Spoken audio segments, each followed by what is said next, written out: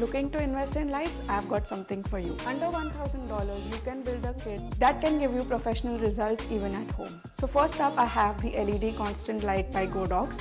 You could even opt for other brands, but depending on the cost, it could get a bit more expensive or more affordable. I have always been loyal to Godox, so I have the Godox LED SL150W, which is 150 watts and W stands for white. I'm not sure if Godox still makes this, but this was from India and I got it for around $300. So in Canada, you would get Godox from 30 watts to up to 300 watts in white, daylight and bicolor.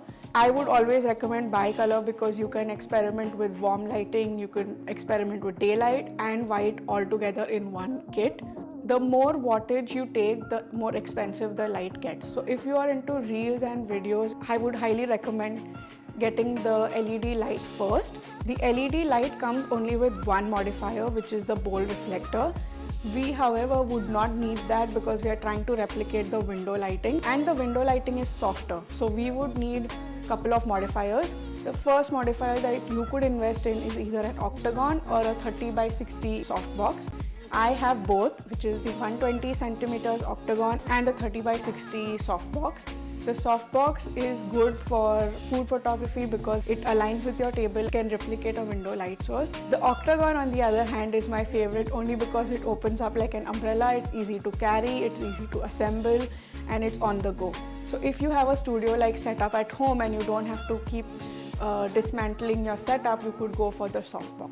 As you grow professionally, I would recommend investing in other modifiers such as a longer strip box, a beauty dish, a snoot. All depends on the kind of photography and videography you are doing. The light does not come with a light stand, and I would recommend getting a light stand. It costs around $70 to $100 and it's a set of two, so you can always have two light stands and keep building it over time. So moving on, I have the next thing that you could add to your kit, the flashlight, a speed light.